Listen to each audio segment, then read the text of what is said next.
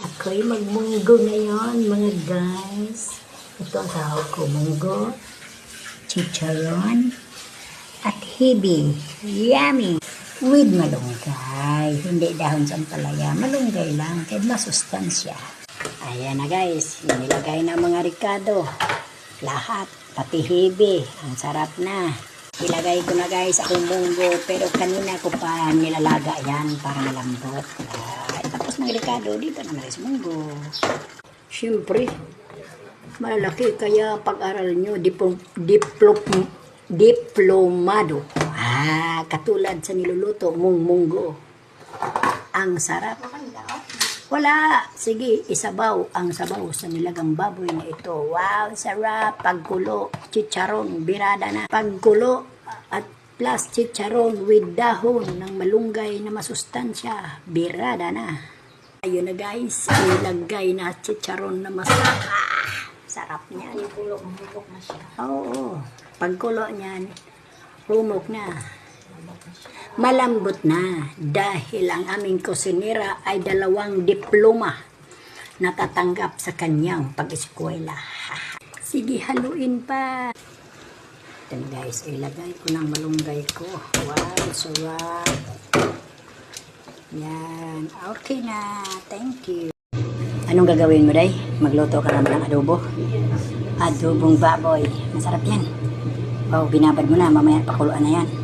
Ang sarap din, no? Patingin. Kumpleto ito sa ricados. Ang sarap pa. Marinate mo na. Mamaya, lulutuin na. Wow. Ang sarap naman ng adobong baboy. Yummy! Ito na ang adobo ko, guys. Lulutuin ko na. Yes! Ilagay ko na ang ating adobong masarap.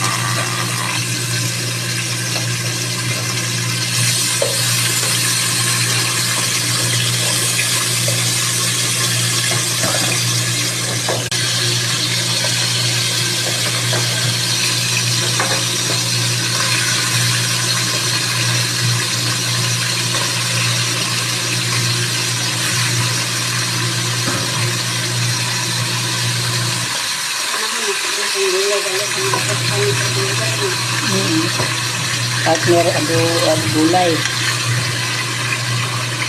Adobo with gulay. Yummy. Pwede. Pwede. Wow, naluto ng adobong pinalagtob. Yan ang adobong pinalagtob sa Bisaya. Oo, yan ang adobong pinalagtob. Hindi yan adobong Tagalog. Ang simpleng gulay sa tanghalian. Repolyo at adobohan. Sugo ni Maring Mita. Gawin ko daw na kanta. Wow, medyo hilaw pa. Mamaya maluto na. At sabay kainan na. Hindi nila alam na healthy yan. Para sa tiyan.